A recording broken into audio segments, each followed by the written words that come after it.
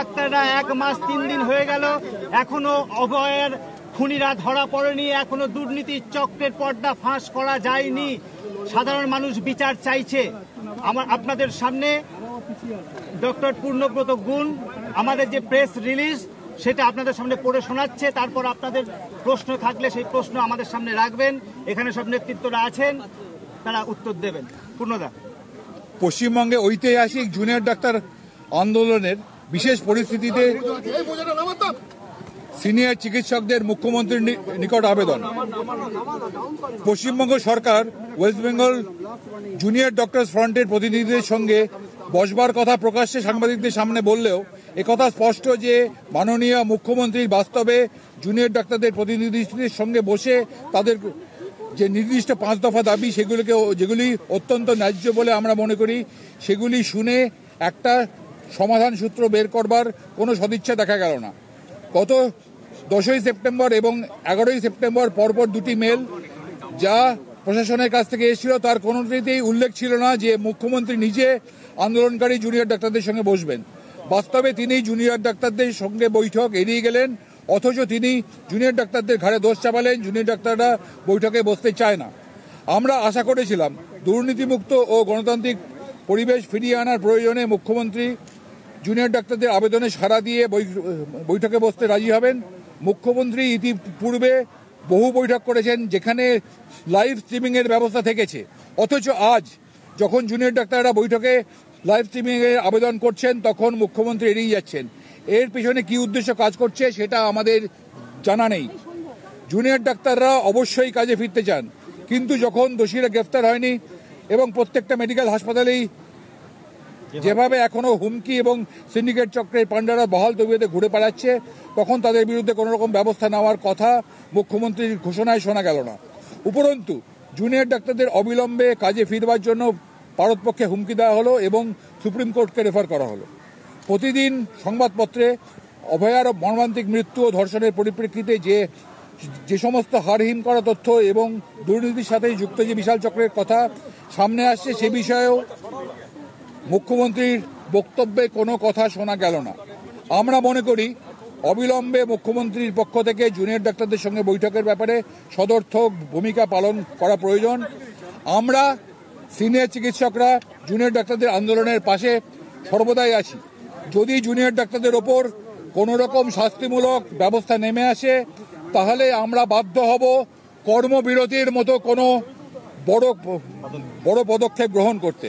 আগামী দিনে জুনিয়র ডাক্তারদের এই ন্যায়সঙ্গত আন্দোলনকে আরও শক্তিশালী করবার জন্য যা যা করণীয় তা করবার অঙ্গীকার আমরা করছি। এতে আমরা আজকে যারা একসঙ্গে আছি, ইন্ডিয়ান মেডিকেল অ্যাসোসিয়েশনের ওয়েস্ট বেঙ্গল ব্রাঞ্চ আছে, মেডিকেল সার্ভিস সেন্টার আছে, সার্ভিস ডক্টরস ফোরাম আছে, আর জয়েন্ট প্ল্যাটফর্ম অফ ডক্টরস আছে, যার মধ্যে 7টি কনস্টিটিউয়েন্ট অর্গানাইজেশনস আছে। আমরা আমাদের যৌথ বিবৃতি শুনেছেন, আমাদের কাছে কপি আমরা দিয়ে দিচ্ছি। এটা আমাদের সরকারের কাছে আবেদন, একটু সংবেদনশীল হয়ে সদর্থক ভূমিকা নিন, যাতে আমাদের আন্দোলনরত জুনিয়র ডাক্তাররা এবং যাদের সাথে সমগ্র শুধু চিকিৎসক সমাজ না, আমাদের সাধারণ মানুষ, সর্বস্তরের মানুষ যাদের সমর্থন আছে। আমরা এটা জানি যে চিকিৎসা ব্যবস্থায় ধর্মঘটে কিছু অসুবিধে হয়, আমরা সিনিয়ররা সেই ব্যবস্থাটাকে যথাসাধ্য আমাদের টিকিয়ে রাখার চেষ্টা করছি, আমরা সেই পরিশ্রম করছি। তা সত্ত্বেও জুনিয়র ডাক্তারদের সাথে আলোচনার জন্য সরকার সদর্থক ভূমিকা নেবে এবং সংবেদনশীলতার সাথে এই পুরো পরিস্থিতিকে বিবেচনা করবেন। এবং আমরা মনে করি যা যা ঘটনা ঘটছে তার প্রতি প্রতিটি মানুষের যে ধরনের ক্ষোভ আসছে সেটাকে প্রশমিত করার দায়িত্ব আজকে সরকার এবং প্রশাসনকেই নিতে হবে। আমরা মনে করি জুনিয়র ডাক্তাররা যে আবেদন করছে, অর্থাৎ প্রশাসন এবং পুলিশের সর্বোচ্চ স্তরে যারা দায়িত্বে ছিলেন, অ্যাডমিনিস্ট্রেটিভ দায়িত্ব যাদের উপর ছিল, তাদের সরিয়ে রেখে তদন্ত, এটা কিন্তু এমন কিছু একটা আশ্চর্য ব্যাপার নয়, এটা ভয়ঙ্কর কোনো দাবি নয়। অতীতে এই উদাহরণ বহুবার আছে। যখনই কোনো জনগণের বিক্ষোভের মধ্যে সরকার পড়েছে, তখন কিন্তু পুলিশ প্রশাসনে যারা দায়িত্বে, স্বাস্থ্য প্রশাসনে যারা দায়িত্বে, তাদের সর্বোচ্চ স্তরকে সরিয়ে রেখেই তদন্ত করা হচ্ছে। আমরা তাদের বরখাস্ত করারও দাবি করছি না, আমরা শুধু বলছি তারা প্রশাসনিক দায়িত্ব থেকে সরে দাঁড়ান এবং তারপরে নিরপেক্ষ তদন্ত হোক। যে পরিমাণ দুর্নীতি এবং যে পরিমাণ ক্রাইমের রিপোর্ট আসছে সব জায়গা থেকে, এখনও কিন্তু প্রশাসনের সর্বোচ্চ স্তরে সমস্ত জায়গায় তারাই বসে আছেন।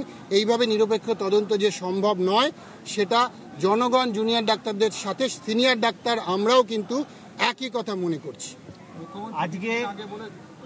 আজকে যে এই ঐতিহাসিক সাংবাদিক সম্মেলন, তাতে আমরা মনে করি যেহেতু সিনিয়র ডাক্তাররা জুনিয়র ডাক্তারদের পাশে দাঁড়ালো, ফলে এই আন্দোলন আরো শক্তিশালী হলো, নাম্বার 1।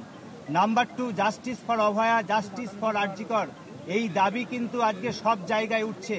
স্বাস্থ্য ব্যবস্থায় এবং মেডিকেল শিক্ষায় যে ক্রিমিনালাইজেশন হয়েছে, তা যদি অবিলম্বে মুখ্যমন্ত্রী বন্ধ করতে চান, তাহলে 5 দফা দাবি যেটা WBJDF West Bengal junior doctors front রেখেছে, যে অত্যন্ত ন্যায়সঙ্গত, সেটা অবিলম্বে কনসিডার করা দরকার এবং ওদেরকে আজকেই মুখ্যমন্ত্রীর ডাকা উচিত এবং মুখ্যমন্ত্রীর স্বয়ং তাদের সঙ্গে বসা উচিত। না হলে কিন্তু এই বার্তা যাবে পশ্চিমবঙ্গের মানুষের কাছে যে মুখ্যমন্ত্রী চাইছেন না যে অচল অবস্থাটা দূর হোক, আমরা চাইছি যে অচল অবস্থা দূর হোক, সাধারণ মানুষ চিকিৎসা পাবে, সব আমরা চাইছি, কিন্তু ন্যায় বিচার আগে হোক।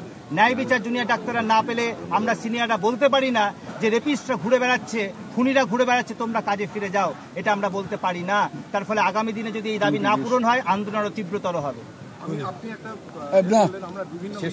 আইএমের পক্ষ থেকে একজন বলবেন, আইএমের পক্ষ থেকে বলবেন, তারপর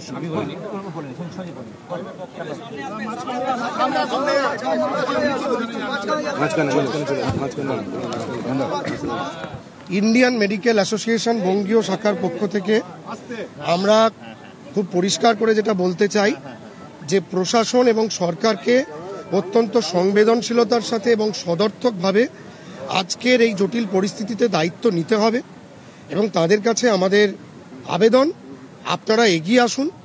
যে বাচ্চা ছেলেগুলো প্রায় 34 দিন 33 দিন ধরে আন্দোলন করছে, তাদের যে দাবি সেগুলো আমরা মনে করি যথেষ্ট যুক্তিসঙ্গত। সুতরাং তাদের দাবিগুলো নিয়ে তাদের সাথে আলোচনা করুন। আমাদের এই জুনিয়র ডাক্তাররাও কেউ এখানে বসে থাকতে চায় না, তারা কাজেই ফিরতে চায়। সুতরাং একটু সংবেদনশীলতা, একটু সদর্থক ভূমিকা আমরা প্রশাসনের কাছ থেকে আশা করি এবং প্রশাসনের কাছে আমরা এটাও আশা করি যে এই পুরো থ্রেড সিন্ডিকেটের যে মূল চক্রী, সেই medical council, West Bengal medical council, আমরা প্রশাসনকে অনুরোধ করছি অবিলম্বে ওয়েস্ট বেঙ্গল মেডিকেল কাউন্সিল ভেঙে দিতে হবে, অবিলম্বে ভেঙে দিতে হবে। আমাদের একটা আস্তে আস্তে একজন বলবেন, তারপরে একজন বলবেন। আপনার একটা কথা বলেছেন, সেই পরিপ্রেক্ষিতেই বলছি, কালকে আমরা বিভিন্ন চ্যানেলে দেখেছি যে 2007 সালের রিজওয়ানুর হত্যা মামলার হত্যার সময় তৎকালীন বিরোধী নেত্রী, এখন আমাদের মুখ্যমন্ত্রী, উনি বলেছিলেন যারা পোস্টে বসে আছেন তাদেরকে সরান, সরকার সরাচ্ছেন। তখন কিন্তু যে কমিশনার অফ পুলিশ প্রসূন মুখার্জিকে সরানো হয়, গৌতম চক্রকে আনা হয়। সুতরাং আপনাদের এই দাবিটা তো খুব সঙ্গত, সেটা প্লেস করতে পারেন। সেকেন্ড, আমার একটা অ্যাডভাইস কিন্তু আমাদের এর পক্ষ থেকে, আজকে ডাক্তাররা 34 ধরে আন্দোলন করছেন, একটা পুরো ডেডলক সিচুয়েশনে গেছে। আমাদের অফিস কাছাকাছি, আমরা মাঝে মাঝে আসছি, আমরা যতটা পারছি তাদের পাশে রয়েছি, কিন্তু এট দ্য সেম টাইম আমাদের পক্ষ থেকে আপনাদের কাছে, আপনাদের সিনিয়র ডাক্তার যারা ডাইরেক্টর, তারা কেন you take a proactive approach, যদি ঘুম ভাঙাতে হয় আপনারাও। ঠিক আছে সার্ভিস ডক্টরস ফোরামের পক্ষ থেকে আচ্ছা, আমরা বলতে চাইছি যে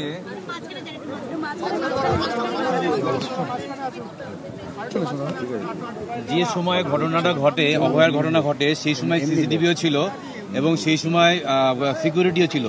সিকিউরিটি এবং সিসিটিভি কাদের নিয়ন্ত্রণে ছিল, যে যাদের নিয়ন্ত্রণে ছিল সেই প্রশাসন কিন্তু দুর্নীতিগ্রস্ত প্রশাসন ছিল। ফলে দুটো বিষয়, ডাক্তারদের সিকিউরিটি শুধুমাত্র সিকিউরিটি দিয়ে, পুলিশ দিয়ে সম্ভব নয়। ডাক্তারদের সিকিউরিটির জন্য সব থেকে দরকার পরিষেবা।